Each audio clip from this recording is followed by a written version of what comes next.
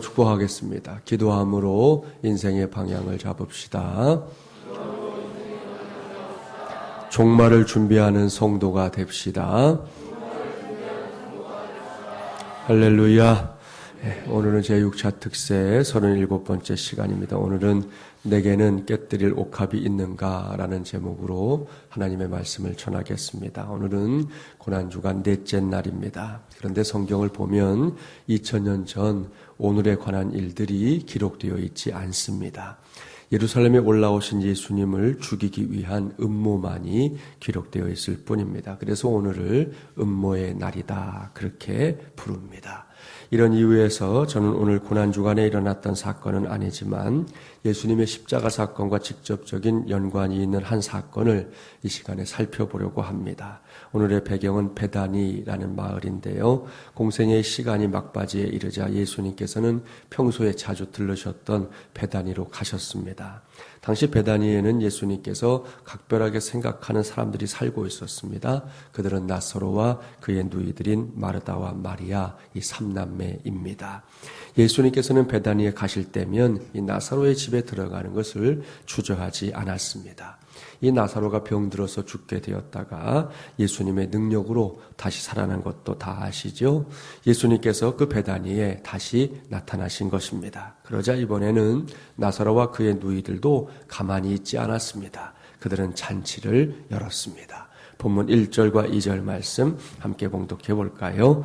6월절 엿새 전에 예수께서 베다니에 이르시니 이곳은 예수께서 죽은 자 가운데서 살리신 나사로가 있는 곳이라. 거기서 예수를 위하여 잔치할새 마르다는 일을 하고 나사로는 예수와 함께 앉은 자 중에 있더라. 아멘. 성경은 나사로가 잔치를 벌이게 된 이유를 분명하게 밝힙니다.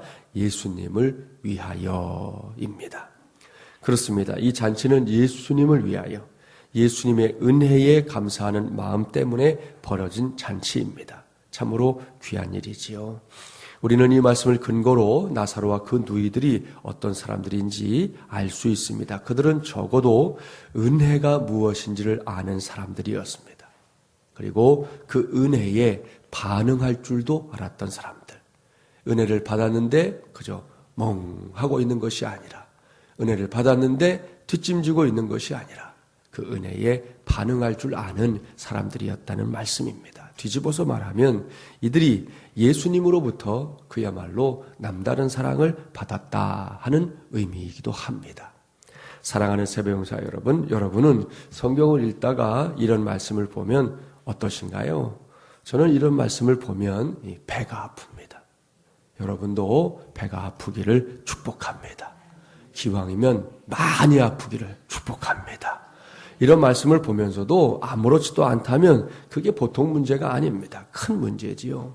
배가 아파야 하고 저절로 이런 기도가 나와야 합니다. 주님, 내게도 남다른 사랑을 주시옵소서. 내게만 그런 사랑을 달라 하는 것이 아닙니다. 그렇게 구하면 그건 잘못 구하는 것이에요. 내게도입니다. 나사로와 그의 가족들이 받았던 특별하고도 남다른 사랑이 그저 그들에게만 머무는 것이 아니라 내게도 부어지길 구하라는 말씀입니다. 그리할 때 우리에게도 응답하실 줄 믿습니다. 할렐루야. 꼭 기억하십시오. 나사로의 가정은 자신들이 남다른 사랑을 받고 있다는 것 자체가 이미 은혜인 줄 알았습니다. 그들은 그렇게 예수님의 은혜를 기억하는 사람들이었습니다. 또한 그 은혜를 어떻게 하면 조금이라도 갚을 수 있을까? 그걸 생각하는 사람들이었습니다. 그러다가 기회가 찾아왔을 때 나사로는 예수님을 위해 기꺼이 잔치를 베풀었던 것이지요. 얼마나 많은 손님들이 초대된 잔치였는지는 모르겠습니다. 분명한 것은 이 잔치가 참으로 흥겹게 진행되고 있었다는 것이죠. 그런데 뜻밖의 사건이 벌어집니다. 본문 3절 말씀 함께 봉독합니다.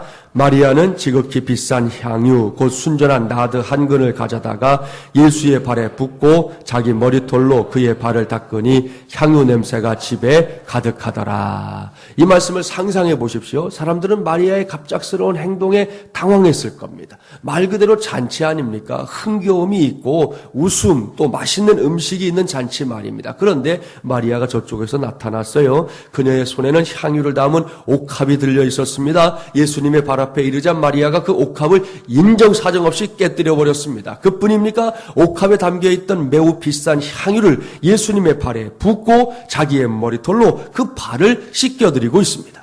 이 일은 순식간에 벌어졌습니다. 모두가 무르익어가는 잔치의 분위기에 취해 있을 때 마리아의 돌발적인 행동이 집안을 향유 냄새로 가득 차게 만들었습니다. 그때 꽤나 똑똑한 척하는 한 사람이 입을 열잖아요. 4절부터 6절까지의 말씀을 보면 가룟 유다가 입을 엽니다. 그는 꽤나 계산적인 사람입니다. 꽤나 사무적인 사람입니다. 눈앞에서 벌어진 사건의 동기나 의미보다 당장 주판알부터 튕겨대는 그런 사람입니다. 그는 마리아의 행동을 전혀 이해할 수 없다는 투로 말하고 있습니다. 그는 마리아의 행동을 불필요한 낭비다 그렇게 말합니다. 그는 깨뜨려진 옥합을 보면서 그 자리에서 값어치를 바로 뽑아냈어요. 이 향유를 어찌하여 300데나리온에 팔아 가난한 자들에게 주지 아니하였느냐? 유다가 나드 한 근이 들어있는 옥합에 매긴 값은 300데나리온입니다. 1데나리온이 노동자의 하루 품삯이라는 거 많이 들어보셨죠? 그러니까 노동자 한 사람이 300일 동안 거의 1년을 일해야 벌 수 있는 꽤나 큰 액수지요. 이렇게 값진 옥합을 왜 깨뜨렸냐는 것이죠. 왜 그것을 예수님의 발에 쏟아버리는 낭비를 했냐는 겁니다. 그는 마리아의 옥합을 팔아서 가난한 사람들에게 나눠주었더라면 더 좋지 않았겠느냐라고 주장하고 있습니다. 겉으로 보면 유다가 대단히 의로워 보이잖아요. 이 상황에서도 가난한 사람들을 생각하니 꽤나 의인인 것 같습니다. 그러나 그의 발언에 대해 성경은 왜 유다가 이렇게 반응하고 있는지를 설명합니다. 유다는 재정을 맡은 우리식으로 말하면 회계였습니다. 그런데 그는 돈을 관리하면서 적지 않은 돈을 개인적으로 유용하거나 치부했다는 것이죠. 따라서 그에게 300데나리온의 옥합이 아깝게 여겨질 수밖에 없었습니다. 자, 그것을 그저 받아두었더라면 어느 정도는 자신의 것으로 착복할 수도 있었으니 말입니다. 겉으로는 가난한 사람들을 운운했지만 사실은 자신의 실속을 챙기기 위한 유다의 책망이었던 것입니다. 오늘날도 신앙생활 하는 사람들 가운데 이런 성향의 사람들이 있어요. 고약한 일이지요. 그런데 동일한 마리아 행동에 대한 주님의 평가는 전혀 달랐습니다. 유다는 책망의 시선으로 마리아를 판단했지만 주님은 뭐라고 하십니까? 본문 7절과 8절이 주님 말씀이지요. 우리 함께 봉독해 봅니다. 7절 8절입니다. 예수께서 이르시되 그를 가만두어 나의 장래할 날을 위하여 그것을 간직하게 하라. 가난한 자들은 항상 너희와 함께 있거니와 나는 항상 있지 아니하리라 하시니라. 아멘. 예수님께서는 마리아의 돌발적인 행동을 액면 그대로 받아들입니다. 그리고는 잔치와는 전혀 어울리지 않는 말씀을 하시잖아요. 나의 장래할 날을 위하여 그것을 간직하게 하라.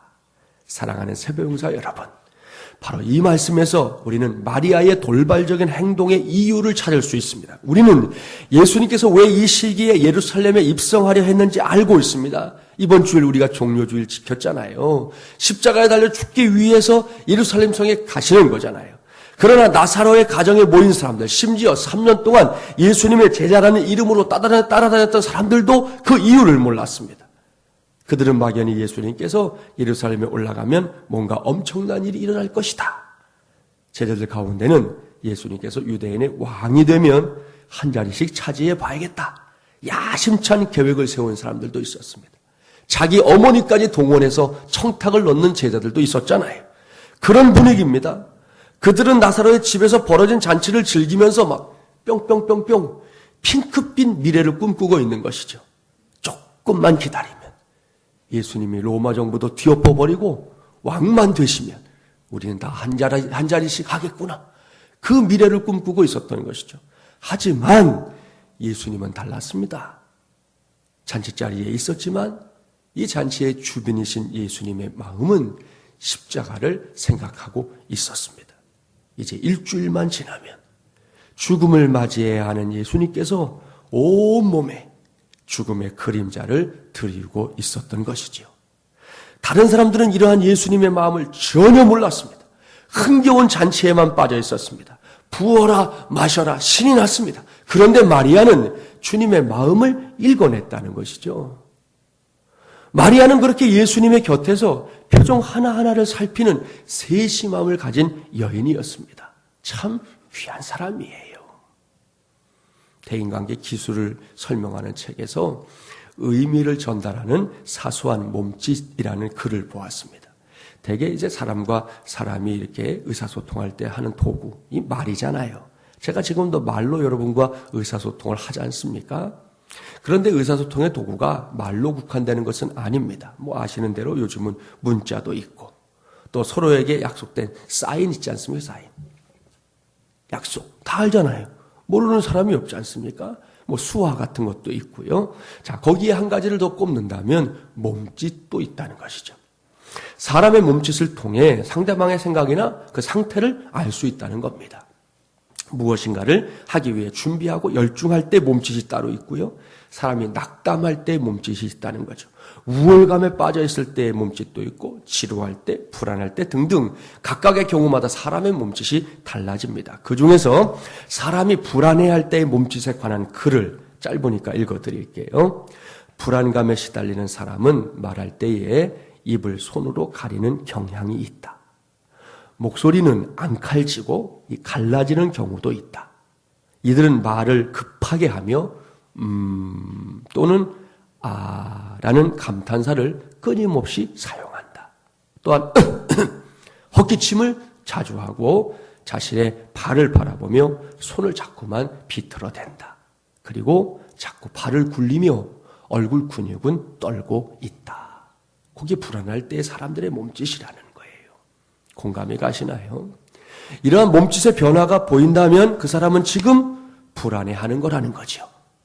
이런 사람들과 관계를 형성하기 위해서는 어떻게 해야겠습니까? 말하기 편안한 환경을 조성해주고 또 인내심을 갖고 격려하면서 계속해서 대화하려고 애써야 한다는 것이죠. 아무튼 이렇게 사람의 몸짓을 보고 그 사람의 상태를 진단하는 것은 대인관계를 맺어가는 데 있어서 유용한 도구가 됩니다. 마리아에게 그러한 섬세함이 있었다는 거지요. 물론 예수님께서 십자가를 앞에 두고 이 정도로 긴장하거나 두려워한 것은 아닙니다. 십자가를 향한 주님의 걸음은 분명하고 단호한 것이었습니다. 십자가를 통해 인류를 구원하겠다는 주님의 의지 확고부동했습니다. 그럼에도 불구하고 인간의 몸으로 세상에 오신 예수님께서는 십자가로 인한 어느 정도의 긴장감을 느끼고 있었습니다. 겟세마네 동산에서 기도하실 때도 말씀하셨잖아요. 내 마음이 심히 고민하여 죽게 되었다. 그런 인간적인 고뇌와 갈등이 예수님의 몸에도 예수님의 몸짓에서도 조금은 드러나고 있었다는 것이죠. 마리아의 행동을 바로 자신의 죽음과 연결시켜 말씀하시는 주님을 보면 그 마음을 헤아릴 수가 있습니다. 그런데 제자들은 철부지같이 예수님의 고민에는 아랑곳하지 않았습니다.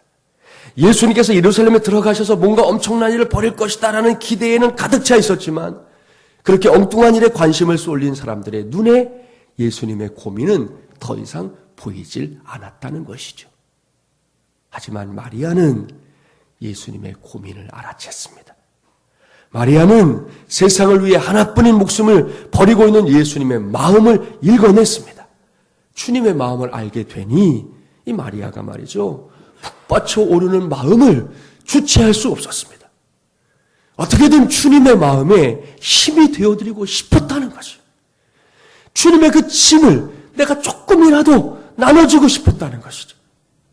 그동안 아끼고 아꼈던 성경학자들에 의하면 결혼을 위해 준비해 두었던 값싼 향유를 꺼내 들었습니다. 깨뜨렸습니다. 그리고는 주님께 아낌없이 부어드렸습니다. 그뿐입니까? 여인들에게 있어서 가장 소중한 것 중에 하나인 자신의 머리털로 예수님의 발을 구석구석 씻어 드렸습니다. 사랑하는 세배용사 여러분, 이러한 마리아의 헌신은 오늘을 살아가는 우리에게도 큰 도전이 됩니다. 마리아는 그야말로 헌신의 모델입니다. 무엇보다 그녀가 주님의 은혜를 알았던 사람이고 할 수만 있다면 그 은혜에 보답하고 싶어 했던 사람이었다는 것을 기억하십시오. 마리아의 헌신은 멋부리기 위해 행해진 것이 아니었습니다. 마리아의 헌신은 사람들에게 인정받고 칭찬받을 목적으로 행해진 것도 아니었습니다. 자신이 앞으로 누리게 될 제자들이 꿈꾸고 있는 것처럼 뭔가 유익을 계산하면서 했던 행동도 아니었다는 것이죠. 마리아가 기꺼이 헌신의 행동을 할 수 있었던 이유는 한 가지. 그것은 그녀가 은혜의 가치를 알았기 때문이었습니다.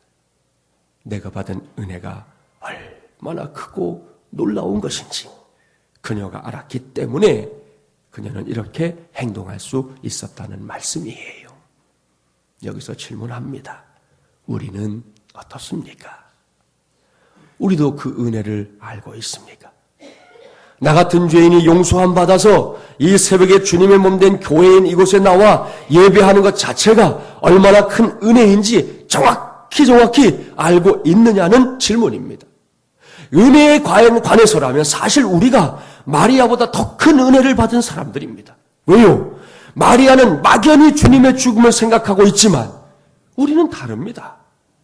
우리는 예수님의 십자가가 무엇을 의미하는지 정확하게 알고 있는 사람들이잖아요.